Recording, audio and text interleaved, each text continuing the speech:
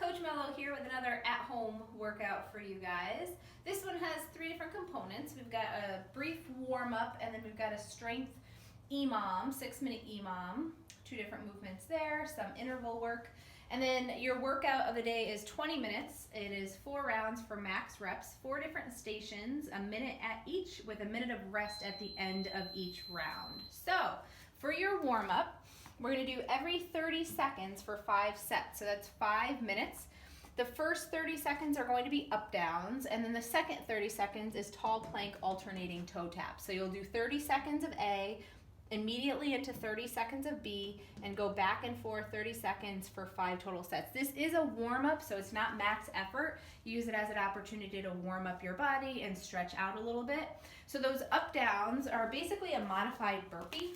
Your hands are down, you jump out to the top of a tall plank, jump your feet back in, and then jump. And it can be just as slow as that kind of deliberate movement, getting your full foot on the floor and then jumping to get some hip extension. Those are your up downs. The tall plank alternating toe taps. You'll start at the top of your tall plank position. Your feet will be about shoulder width apart, and then you're going to reach back and touch your toe, reach back and touch your toe. So we're going into like a pike position, and you're alternating your toe taps as you bridge your hips up. So you'll do 30 seconds of the up downs, 30 seconds of the alternating toe taps, and then you'll go back and forth for 5 total minutes or 5 sets. Again, intention there is to warm your body up. Then we'll grab either a kettlebell or a dumbbell here, and we'll go every minute on the minute for 6 minutes. The first minute, you're working 40 seconds with a single arm suitcase deadlift.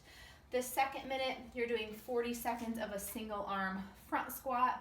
And for that single arm work, we're looking to do 20 seconds on the right side, 20 seconds on the left side, and then you'll go into the next movement. So if I'm using a dumbbell for my suitcase deadlift, I'll start on my right side. I'm going to bring that dumbbell outside of my foot and stand back up, basically warming up my hinge.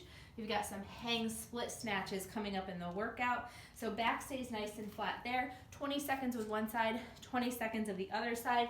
This works very well with a kettlebell as well, so if you have one of those. And then for the second thing, it's going to be a single arm front squat. Again, 20 seconds with one side, 20 seconds with the other side. So if I'm using a dumbbell, the back of the bell is going to be resting on my shoulder. I have an active front rack position, and then I'm going down to the bottom of my squat, staying balanced through both feet, making sure that I'm not rotating, staying in my heels. 20 seconds with one side, and then 20 seconds with the other side. Again, if I do have a kettlebell, I can do these with a kettlebell as well. So my suitcase deadlifts, hinging, coming just outside of my foot and standing all the way up, full hip extension.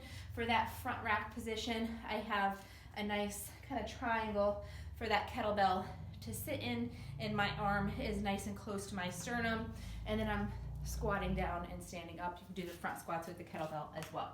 So that's your strength component. Every minute on the minute for 6 minutes, so that's going to be 3 sets of that. All right, and then finally your workout, 4 rounds for max reps, so you'll have 1 score for this workout, and it's going to be the total number of repetitions that you get. 4 different stations. You're spending a minute at each station, and then your 5th minute is going to be a rest period each round. The first one is box jumps. You can also do step ups. If you have a step, you can use that. Something secure, something stable that you can either jump up to or step up to. If not, then you can do tuck jumps, which are coming up, bringing your knees to your chest, and do those for your tuck jumps. And then 1 minute of single arm bent over row. Again, this is going to be single arm work, so you're doing 20 seconds each side. The single arm row, we've been doing a bunch of rowing just to build that upper body pulling strength. Slight bend in the knee, big hinge of the hips, rowing up to the rib cage and back down. So you're going to do 20 seconds on one side, switch to the other side, 20 seconds on the other side. Make sure your back stays nice and flat in this position, core is nice and stable. Third minute is gonna be up down. So same movement, that modified burpee that we did in your warm up. This time it can be a little faster because it is meant to be 4 reps, but make sure that you do hit that tall plank position every time and that you're not letting your hips sag, because that'll light up your lower back if you do that. So make sure you land in that good tall plank position with some tension through your core so that you don't light up your lower back. And then, and for those two, they can be non-dynamic. So if you need to, bring your hands down, walk out, oops, walk back in, and then jump and clap for those up downs too for a non-dynamic option. The single arm hang split snatch. So single arm, and these are gonna be alternating. So from the hang, which is anywhere above the knee, you'll go into a split snatch. So hang, split snatch, recover front foot, back foot, and then the other side. As I'm doing this, when I jump up, my opposite foot comes forward, and then I recover. So we're doing a little split snatch, alternating reps from the hang.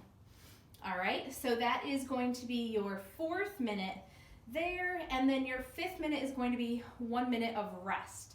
So that 1 minute of rest, you can write down your total repetitions, keep 1 number as a tally at the end of your workout. You're gonna have 1 score, it's your total repetitions throughout the 4 rounds, all right? And then there is a little cash out, a little TLC, 60 seconds in each stretch, a figure 4, quadricep stretch, and then a hamstring stretch for the quad stretch. You can do a standing quad stretch, knee down, pushing your hip forward to get a nice stretch through the front of your leg. For that figure 4, you can do that one seated. You can do this on a bench or on the floor. Bring your knee across to make a nice 4. This will get your hips.